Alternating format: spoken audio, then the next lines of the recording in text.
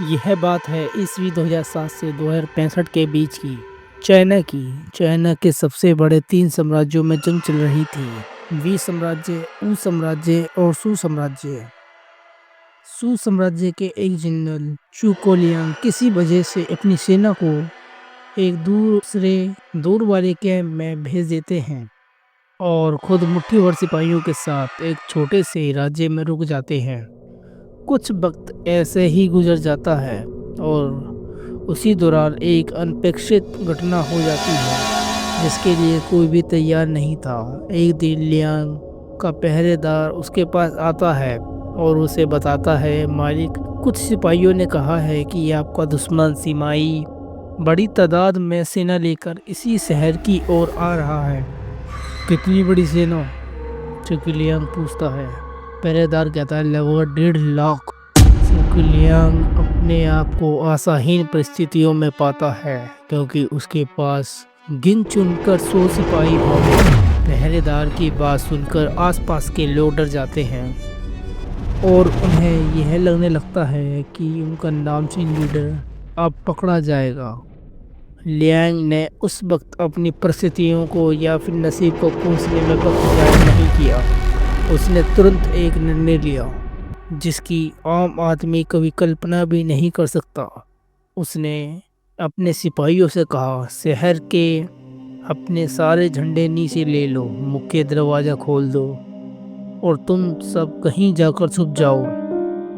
सारे सिपाही एक दूसरे की तरफ अजीब से देखने लगे क्योंकि उनके लिए यह बात हजम करना मुश्किल था। तभी लियांग ने फिर से कहा, मैं जैसा कह रहा हूँ वैसा करो। उसके हुक्म पर सिपाहियों ने वैसा ही किया जैसे लियांग ने उन्हें करने को कहा। लियांग खुद शहर की सबसे बड़ी ऊंची दीवार थी जो कि मुख्य द्वार के सामने थी। उसके ऊपर अपना टोएस्ट रोप पहन खड़ा हो गया और अपने साथ लाए लूट को बजाकर मंत्र पढ़ने लगा, प्रार्थना करने लगा। कुछ देर बाद सिमाही अपनी सेना के मुख्य द्वार के सामने था। उन्हें अनदेखा कर लियांग ने अपना मंत्र जारी रखा।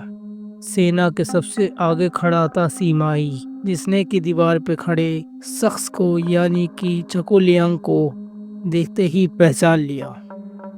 कुछ देर तक सिमाही वहीं खड़ा रहा और उसके बाद उसने अपनी सेना को हुक्म दिया, सभी के सभी पीछे हट जाओ अभी। और उसकी पूरी 1.5 लाख की सेना वापस पीछे जाने लगी।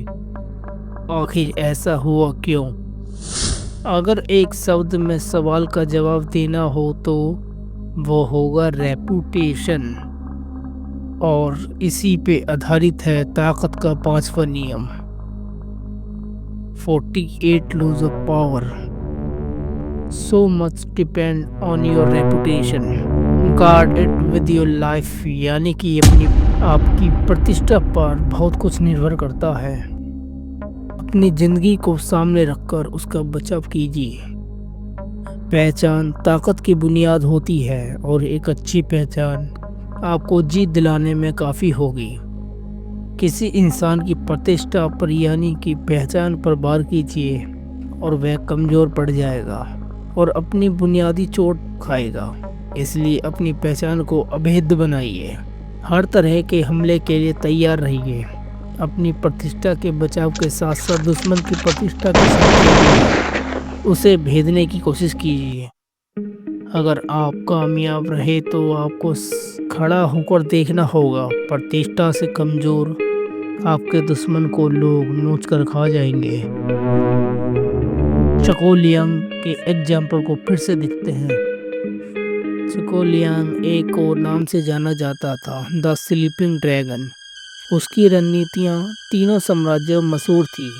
एक बार उसके कैंप में दुश्मन की आर्मी को लूटने आया था और उसने लियांग के सामने यह प्रस्ताव रखा कि वह जानकारी और मदद देगा। लियांग तुरंत ही समझ गया कि यह एक चाल हो सकती है और लूटन एक भगोड़ा है।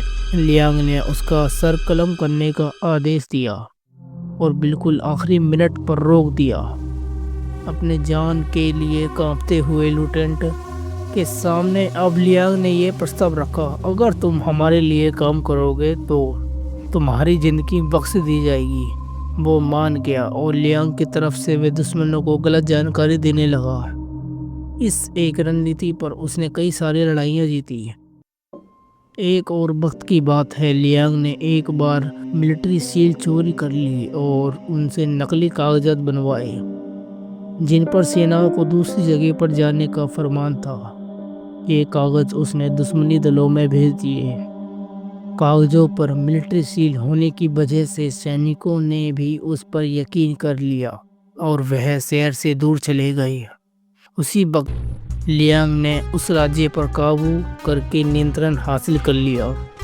एक बार तो उसने अपने दुश्मन को यकीन दिलाया कि उसका सबसे करीबी जनरल ही गद्दार है और बाद में उस जनरल पे ऐसी परिस्थितियां डाली जिस वजह से वह लियांग के साथ आ गया। स्लीपिंग ड्रैगन ने बड़ी ही खूबसूरती से पूरी चाइना के अंदर सबसे होशियार जनरल होने की प्रतिष्ठा बनाई थी। सीमाई चुक लियांग के साथ कई बार लड़ चुका था और वो लियांग की काबिलियत को अच्छे से जानता था और इसी वजह से जब लियांग खुले शहर में खुले मुख्य द्वार के सामने बिना किसी सिपाहियों के साथ प्रार्थना कर रहा था तो वह उस दृश्य पर यकीन नहीं कर पा रहा था। सीमाई को ऐसा लगा कि हर बार की तरह ये लियांग की कोई चाल है या लियांग चाहता है कि मैं उसके झांसे में आ जाऊं। परिस्थितियां ऐसी बन चुकी थी मानो लियांग सीमाई को उकसा रहा हो कि तुम अंदर तो आके देखो, लेकिन असलियत बिल्कुल अलग थी। लियांग बिल्कुल अकेला था, बिल्कुल अकेला।